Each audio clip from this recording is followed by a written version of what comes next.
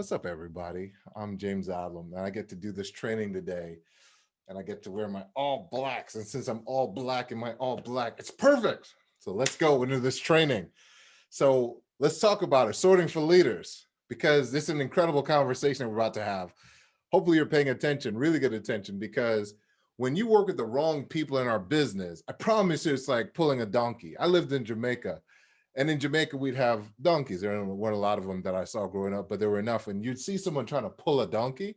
When a donkey doesn't want to do anything, it is not moving. Well, when you try and make someone do something in a business where it's totally voluntary, it's like pulling a donkey. It's painful. Everybody hates it. Nobody has a good experience. So what you want to do is you want to find people. You want to find leaders, because when you don't find leaders, what ends up happening is that you become a crybaby. They won't listen to me. Why won't they listen to me? Why won't they get launched properly? Why won't they get customers? Why? All the why. And the reason why is simple, because you're working with the wrong person. And if you work the wrong person long enough, you're going to end up in a bar somewhere.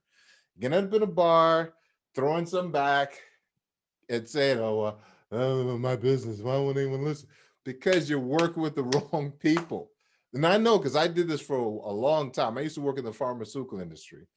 And in the pharmaceutical industry, I had a pretty good career, but in that industry, you have a boss and a manager, and you do what you're told to do. In this business, it's all volunteer. So when it's all volunteer, you can only work with people who are volunteering to do the right thing. And if they're not volunteering to do the right thing, then you can't make them do anything. But when you find the right leader, when the right leaders show up in your business, it's the most incredible experience. Because number one, you always feel like you've known each other for a long time. I don't know what that is, but every leader that I work with right now, I feel like we've just always known each other, because we see things the right way. And, leaders are average people who just do extraordinary things. You don't need to be some superstar that person doesn't need to be a superstar. It just means that they're a quality person. Like people in healthcare today, we call them leaders. Why? Because they're helping to fight everything that's going on right now. And if you're in that industry, thank you so much for your support and for your service and for helping so many people. But these are average people who've chosen to do something extraordinary. That's just a fact.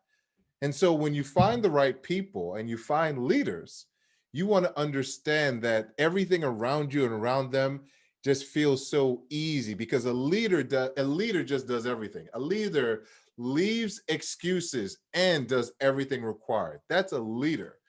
Like they're going to figure it out. Like the right people figure it out. They say, you know what? I don't have all the information, but I'm going to figure this thing out, because if that person's done it, I'm going to figure out how to do it. And that's when you work with the right person. Because the other thing is that you got to have a leadership checklist. So I have a non-emotional leadership checklist. Let me explain what it is. All right. It's really simple. Go to this checklist with me. All right. When the person saw the presentation, did they join the business? If so, check. Did they acquire customers? If so, check. Did they earn positions in the company? If so, check. Did they learn how to present? If so, check. Did they help others get promoted? If so, check. Did they attend and promote events? If so, check. Did they duplicate those first six? Yeah, great, check. Now, if a person stops at any point along that checklist, maybe they do 1, 2, 3, but man, if they miss 4, oh, sucker, sucker, sucker, you ain't my leader. You ain't my leader. You ain't my leader. They can say, oh, I made it all the way to 5. Oh, sucker, sucker, sucker, but you ain't my leader. You ain't my leader. You're just not my leader. You may be a good person, but you're not my leader. Oh, but I made to 6. Oh, that's so nice, but you're not my leader. You're not my leader. You're not my leader. Why? Because leaders duplicate. Leaders understand you can only have success with succession. So they duplicate. But here's the other thing. There's some subtle things, though, that I look for in leadership. So there's a checklist. And if you write down this checklist, let me tell you what it's going to do. It's going to free your mind. It's going to free your mind, because let me tell you what's happening. What's happening is that you're wanting people to do something, and if they don't do it, you're getting all emotional about it. No, just have an unemotional response. Did they make it through the checklist? If they didn't, then you're not my leader. You're not my leader. You're not my leader. But here's something else that I pay attention to: the subtle positive attitude. Oh, man. When people call me and they're like, when people get off the phone with me and I have energy, it means I'm talking to the right person. When people get off the phone with me and I need a nap, it means I'm talking to the wrong person. The positive attitude, no politics. What do I mean by politics? Oh, did you hear what John said about Mary and Mary said about Sue? Yeah, but what did Pete say? I heard about what Pete said. Oh my God, did you hear what Pete said? I mean, what is this? High school? What we're like? We're children? Come on, this is not how it works in business. Big people talk about ideas and the future and change, and small people talk about people. No, no, no, no, no, no politics. Don't politics. But here's the greatest thing. It's how they handle adversity. We're all going to hit the wall. You're going to be there's going to be some wall you're going to hit in our company.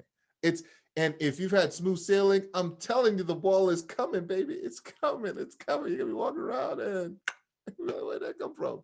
It happens. It's normal. But how you handle it tells me everything. People join anything and they want like smooth sailing. And that's not how life works. That's how life works. Look, we want you to have calm seas, but calm seas don't make for good captains. No, our captains are people who go through something. And you got to go through something in our business. That's just a fact. So what you understand is that when they handle adversity the right way, that's when I said, okay, I have someone who could be that leader because they have the right attitude. Their mentality is there. And you have to sort until you find them. Sort means seeking our real team. Because just because someone is in your business doesn't mean that they're in your team. The greatest sort is not to get them in, it's once they're in. See, because once they're in, you find out who they are. So yes or no, see the presentation, want to join? Yes or no, that's pretty simple. It's when people say yes and they join the business, that's when you discover who they really are. Where is their leadership lid at? Does the littlest thing knock them out? Does a little adversity knock them out? Because if that's the case, you need to know that, but you can only see that through the fire. And the fire of building the business is where you're going to see all of that. So let me tell you something. The people who engage in what's called high frequency. What does that mean, high frequency? That's another way I know I find a leader. High frequencies, they're always doing presentations. They're always wanting to schedule meetings. They like want a meeting. They want a meeting today. They want a meeting tomorrow. They want 3 meetings tomorrow. Why? Because they understand that exposures are going to find the people that are going to see the value. Exposures are going to find the customers that are going to join as their customers. They understand that if they engage in high frequency, they can't lose. But one of the things that's important is you understand that like in ACN, you're building this business, but it's almost like you're going up Mount Everest. Now some of you, I don't know if any of you have gone on Mount Everest. I haven't. Okay. I'm not trying to do all that. All right. Now, in feet, I'm going to use feet. Mount Everest is 29,029 feet. It's over 29,000 feet. That's insane. That's insane. And I want you to imagine that people have this fantasy of scaling Mount Everest, and everyone starts at the bottom. It's where we all start. You can't start at the top of Mount Everest, okay?